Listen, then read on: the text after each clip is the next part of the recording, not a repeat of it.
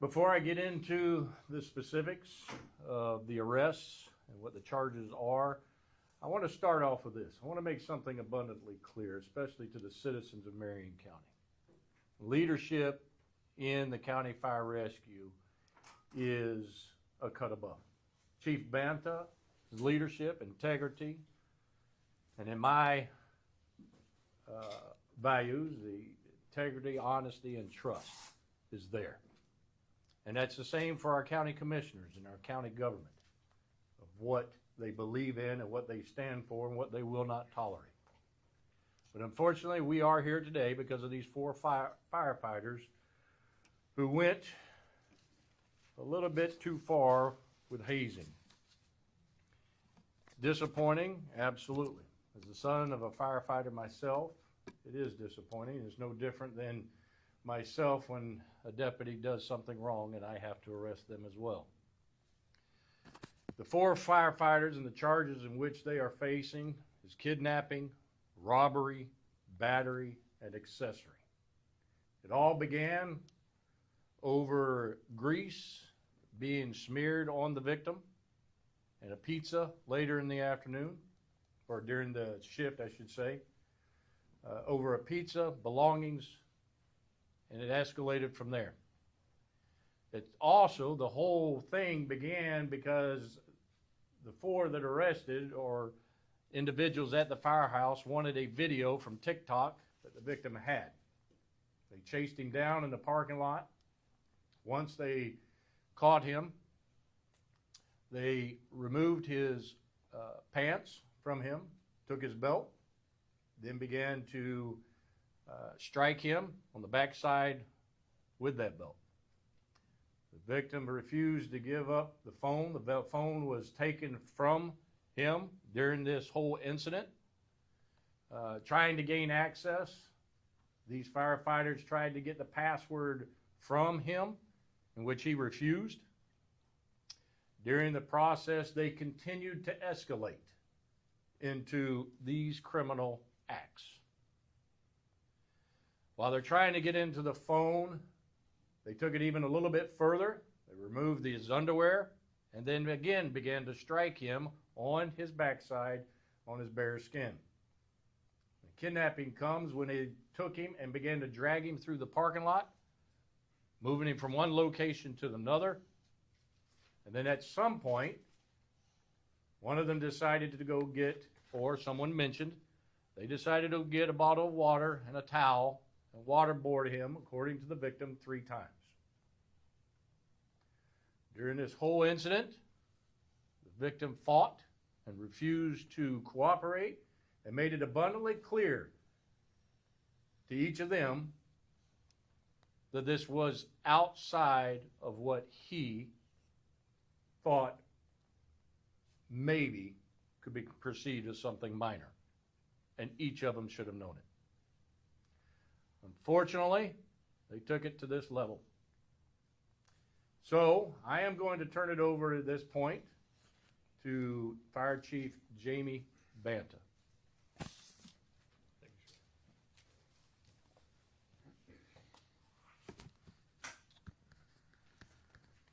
So good morning today, and thank you for being here.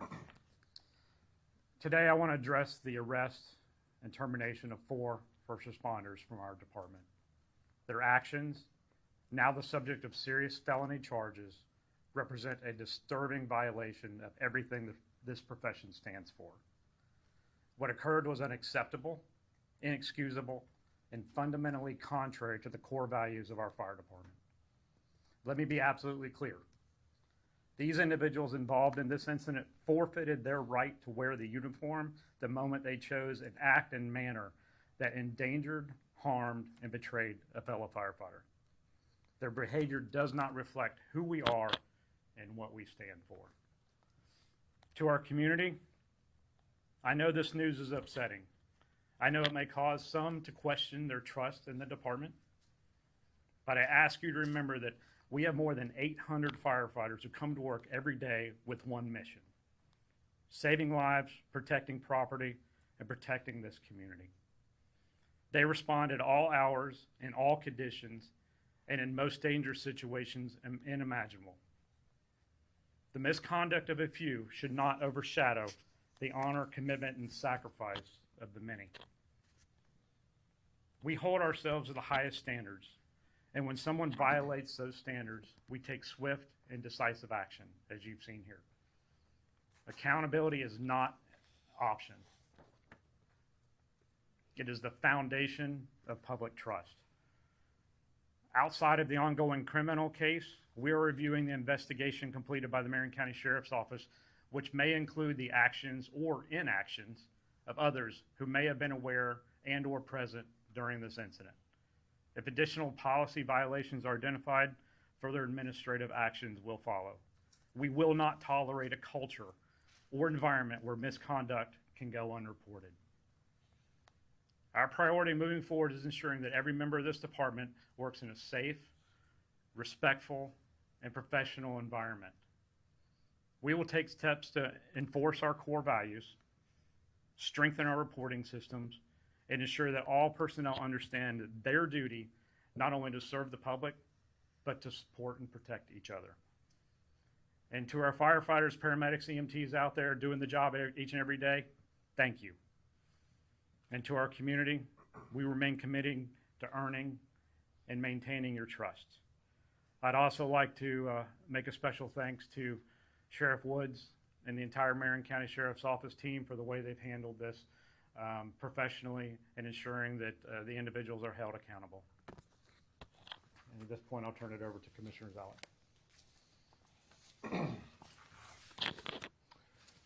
Good morning.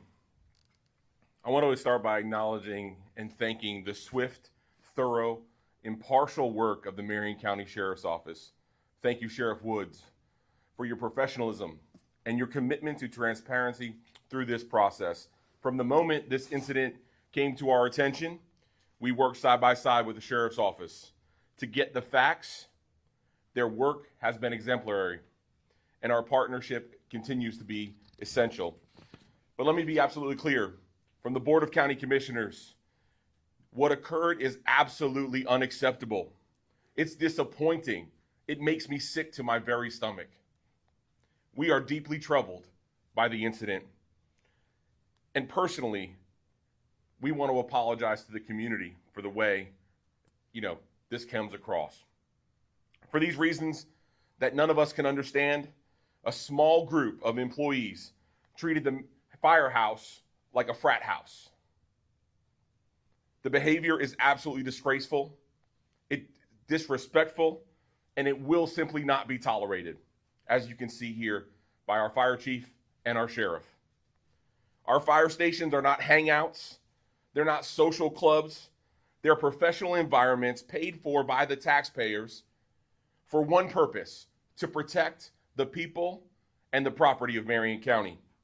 And what makes this simply so disappointing is we rely on our firefighters to uphold that very highest standard of service and integrity. And just like us as elected officials, we take an oath to serve the citizens. Our firefighters as well take an oath to uphold the Constitution, obey the law, act professionally, protect lives and property, and serve their community and their fellow first responders with courage, discipline, and respect. The recent actions violated that very oath they took. They violated our policies. And more importantly, they violated the trust this community places in them and in us. So let me be clear. This is not about who we are. This is not who we are. This is not what we stand for. And we will not let it happen again. Our fire chief will make sure of it. We have initiated a comprehensive review along with Sheriff Woods to get to the very bottom. We are implementing additional standards and safeguards to strengthen our oversight, ensure every employee understands that professionalism is not an option, it is an actual requirement. And we will stop at nothing to root out the conduct that disrespects this county, undermines our mission, and jeopardizes the safety and dignity of our team. Marion County has zero tolerance for employees who batter and betray the trust of the people they serve. Zero tolerance for those who put their own impulses above their responsibilities. Zero tolerance for behavior that demeans the good men and women who serve honorably every single day, every single call, every single shift. Above all, our responsibility is to this community we love. Every resident deserves the full confidence of the men and women when they call 911 and we send responders to them. Every employee has the right to a safe, respectful, and professional workplace. We will hold these standards without compromise, as you see here today. We will hold ourselves and one another accountable as well. And we will work tirelessly to ensure that our trust and your trust is rebuilt, reaffirmed, and protected every call, every moment we get the opportunity to serve this great community. Thank you.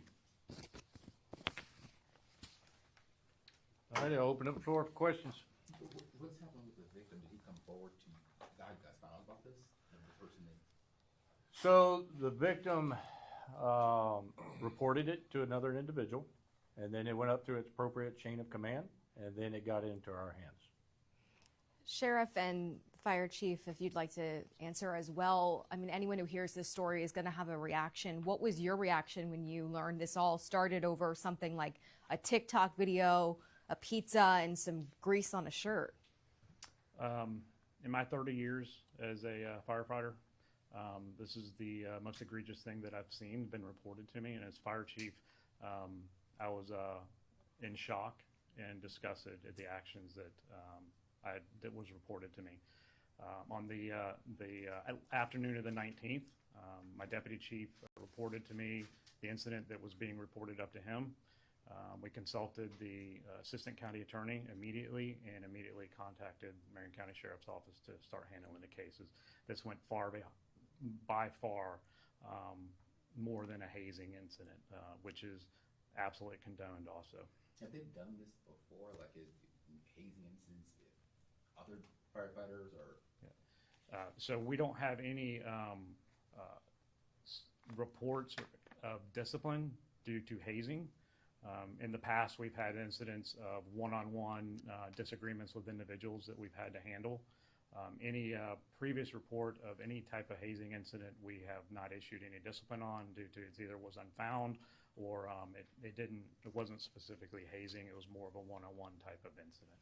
Can you share if the victim is still an employee at the fire rescue, or is this just completely turned him off to the whole profession? So as of now, the victim is an employee of Marion County Fire Rescue. He's diligent doing his job. He's been offered the ability to take some time, in which he's refused. His exact words were, he has a job to do and he needs to do that job. And you said he made it clear that he didn't want any parts of this. What exactly did he tell them? Like, leave me alone, no, stop, or just like... You know. So put yourself in their shoes, or his shoes, okay? And what I mean by that is anytime you're involved and you have people that you know, that you work with on a regular basis, you're going to be reluctant to come forward and tell anything because, did you hear what he just said? Did y'all catch what the chief just said, what the young man said? I want to get back to work. I want to do my job. Now, as a sheriff, that speaks highly of that individual that literally he took an ass beating, okay, is what he took. But yet he is still willing to come to work, face those individuals, be around individuals, and let's be realistic. It's in our world. It's in our law enforcement. It's probably in your profession as well, too. Somebody reports something. You don't want to be the snitch. You don't want to be the person that's calling it out. People are going to rag you. They're going to be on top of you. But he did the right thing, okay? He still wants to be at work. He still ain't giving up. And keeping him there is the right thing to do. Think about this for a minute, everybody, and the viewers out here on this camera. We all have the one. Look at your family. Every one of you just named them right off the bat, who your one is in your family that does something wrong. And sometimes we got multiple ones in our family. No different than us in law enforcement. We have individuals that step outside of what is right. No different than the firefighters. What needs to be clear and understood on camera and hearing it from these leaders right here and now, is that it is not who firefighters are. Firefighters are out there. They are our family in the first responder world. We in law enforcement rely on them. The community relies on them. Anyone else? I guess this is for Chief. Was he a startup firefighter? Was he just a newbie beginning and these were older, more long-time firefighters? Was that The victim, so the victim's been on the job for about a year. And yes, and he's 19 years old. He's been on the job for about a year. And the others were longer time, The, before that were arrested? so I can give you their names and I can give you their years of service. So the first one would be Kaylee, Kaylee Bradley, Bradley. She's a paramedic. She's 25 years old, and she's been with the department for 2 years and 10 months. The second individual is Tate Troutwine, Trauthwein. He's a firefighter EMT. He's 19 years old, and he's been with the department for 1 year and 3 months. Can you spell that last name again? I'm sorry? The last name, can you spell it? Trauthwein. First name Tate. The third individual is Edward Kenny, Kenny. He's an EMT. He's been on the job for 3 years and 5 months, and he's 22 years old. And the fourth individual, his name is Seth Day, Day, firefighter EMT. He's been on the job 2 years and 9 months, and he's 22 years old. Are you able to explain the TikTok videos? I'm just trying to understand what was so pressing that these former employees wanted to get access to that phone. I'm going to let law enforcement handle that. So as far as what we know of the TikTok video, it was just a dance video that the victim probably was embarrassed to give up. Now, I give it to him for the fortitude that he didn't want to give up the video, didn't want to give his password to get access into the phone, and then took the beating with the belt, took the waterboarding, took the dragging across the parking lot, and still refused to give it up for a video. Right? And I get what you're trying to ask here, but the video was something he didn't want, he probably was embarrassed about. Was he dancing? Is that what you're trying to imply? What difference does it make, really? But let's be realistic. What difference does it make? It could have been a video of a kitty cat. Who gives a crap what the video was? What they did was wrong. We're missing the point here. Everything they did was wrong. And to Andy's question, did you hear the ages? Part of the problem in society today is that this younger generation does not understand. We do not teach. We do not hold them accountable. We do not teach them how integrity to do the right thing always, even when someone isn't watching. And this is the case.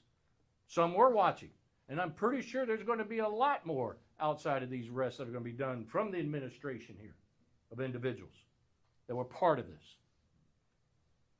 That's part of the problem. Can you run down some of the, I guess, some of the changes the chief said they were looking at to prevent this from happening again? Do you understand your question?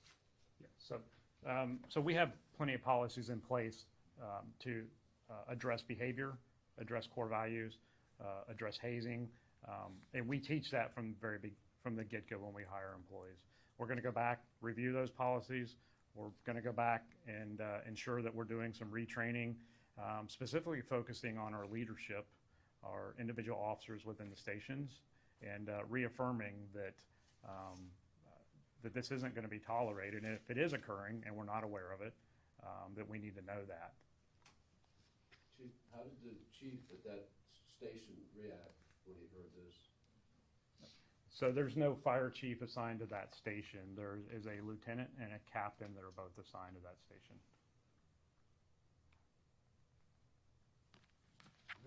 No other questions? Thank you for being here. Thank you.